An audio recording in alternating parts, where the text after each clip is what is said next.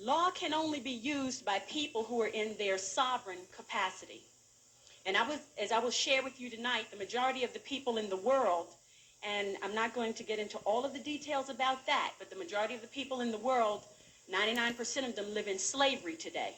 So in 1863, via the Emancipation Proclamation, and I challenge you to go look in a law dictionary and look up the definition of emancipation and proclamation, and you will see that a proclamation is not a law. A proclamation is a public announcement by elected officials. It is not a law. So the Emancipation Proclamation of 1863 did not set any slaves free. What it did was standardize slavery, the United States being the model for the standardization of slavery, that all of the other nations around the world, as they reduced their people from their sovereign capacity and forced them to join nation states, then they were able to issue statute, codes, ordinances, resolutions on them. And a statute, as in a state statute of the Commonwealth of Pennsylvania, is not a law. It is corporate policy of the corporation that calls itself the Commonwealth of Pennsylvania Incorporated. All right? Now, a code is not a law. The United States codes, the code of the laws of the United States of America that are used in federal court and the Supreme Court, are not law. They are what they say they are.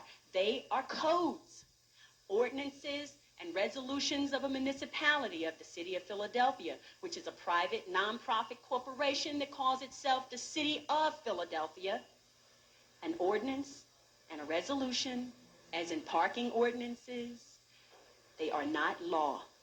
They are what they say they are. They are ordinances and they are resolutions. All right? And the reason they are not law is because the only people who can issue law are people who are acting in their sovereign capacity. And the people who sit in these seats as elected officials are not, in fact, in their sovereign capacity. They are in a corporate ward status, meaning that they are wards of the state. They are members of the corporation, which is a nonprofit, that calls itself the Commonwealth of Pennsylvania. And as long as they have a birth certificate on record with the Commonwealth of Pennsylvania, with that birth certificate being a contract, a birth certificate is a contract. And as long as you have a contract with the Commonwealth of Pennsylvania Incorporated, you belong to them, and that's what slavery really is. All right? If you are a member of a corporate ward state, if you are a member of a corporate ward nation that calls itself the United States of America, you are a citizen. Look in the law dictionary and look up the definition of citizen. A citizen is not a sovereign. A resident is not a sovereign.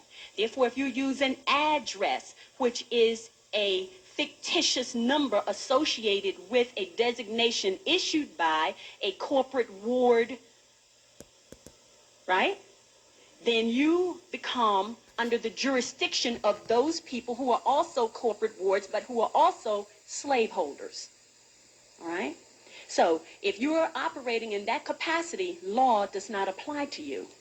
If you are a resident of the city of Philadelphia, which is a private nonprofit corporation, and you say you are a resident of the city of Philadelphia, then the ordinances and the resolutions of that private nonprofit corporation apply to you.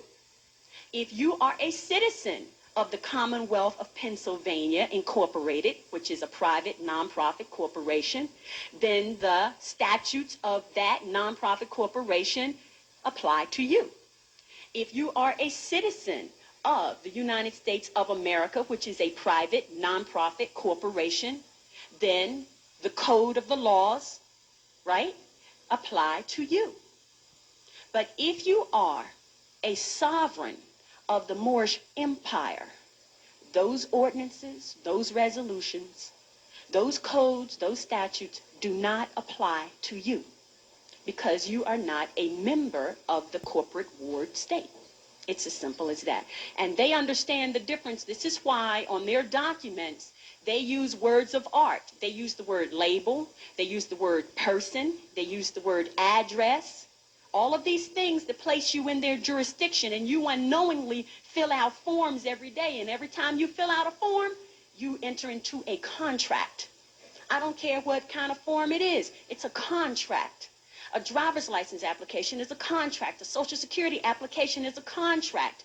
When you call up the telephone company and you make a verbal contract over the telephone, this is why they can bill you. When you sign a deed, it is a contract. When you fill out a voter registration form, it is a contract.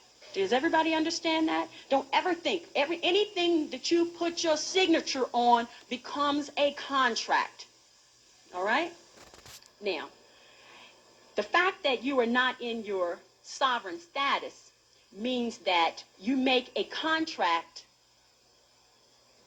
as a minor. They don't care. They know you are a minor because, and to be other than a minor, you have to be in your proper person at law. And how we write that is this.